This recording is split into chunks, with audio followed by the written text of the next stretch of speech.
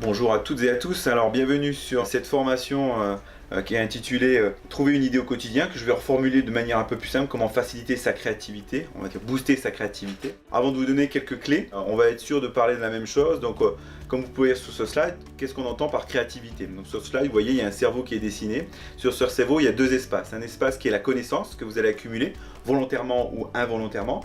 Sur cet espace connaissance, il y a le deuxième cerveau qui va interagir avec. L'interaction entre les deux cerveaux vont générer des idées créatives.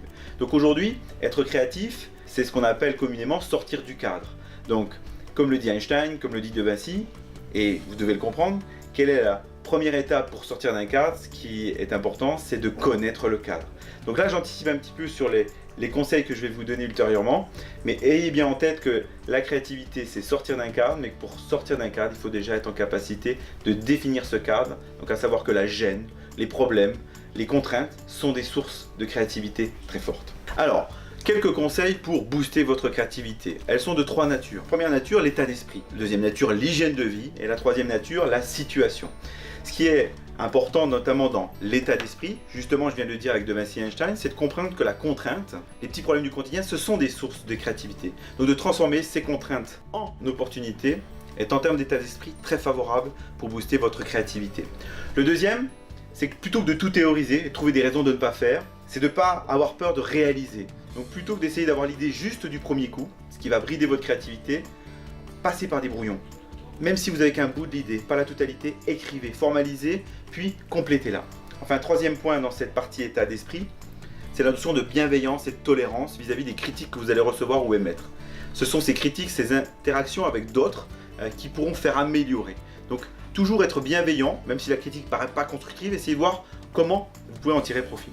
Deuxième paramètre sur lequel il faudra agir, après cette partie état d'esprit, c'est l'hygiène de vie. D'accord? Vous l'avez vu, je remets ce slide, mais vous l'avez vu, ce qui est important sur le cerveau, c'est la partie connaissance. Plus votre espace connaissance est développé, plus vous avez des chances de favoriser la créativité, l'autre paramètre étant le fait que vous alliez piocher dans ces connaissances. Donc, quelque part, en termes d'hygiène de vie, plus vous êtes curieux et plus vous avez d'ouverture d'esprit, plus vous avez de chances d'accumuler de la connaissance et cette connaissance va renforcer votre créativité. Mais elle ne suffit pas. Deuxième point important, vous avez de la connaissance, il faut être capable de la faire interagir avec l'autre cerveau. Et c'est là que le deuxième point est important dans l'hygiène de vie, qui est la rencontre et les échanges avec les individus. Il ne faut pas hésiter à échanger, dialoguer, essayer de rencontrer d'autres personnes pour améliorer vos idées.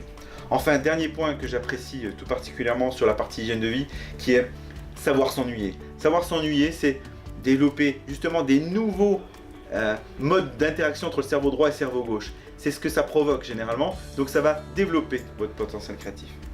Voilà pour ces deux premiers points. Maintenant, faisons focus sur le dernier point, un peu plus opérationnel.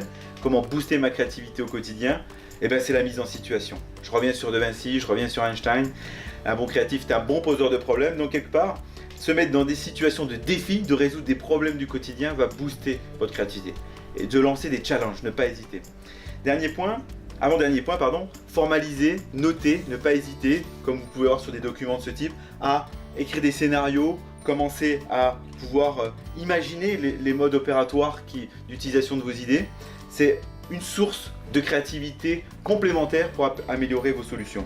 Enfin, dernier point sur la mise en situation, ne pas avoir peur du hasard. En créativité, on parle de sérendipité, l'art de trouver toute autre chose que ce que vous cherchez. C'est en fait les clés que vous cherchiez hier, et aujourd'hui, en cherchant autre chose, vous trouvez vos clés. Donc cette part de hasard, elle est hyper importante en créativité, donc il faut lui faire confiance, encore une fois, ne pas faire juste du premier coup, et vous allez voir, ça va se structurer. Donc vous l'avez compris, soyez curieux pour améliorer votre hygiène de vie. N'hésitez pas à apprendre en faisant, pour améliorer votre état d'esprit, et surtout, lancez-vous des défis, essayez de relever des défis, des contraintes. Enfin, pour terminer, ne croyez pas que la page blanche, la première idée, est la chose la plus dure en créativité.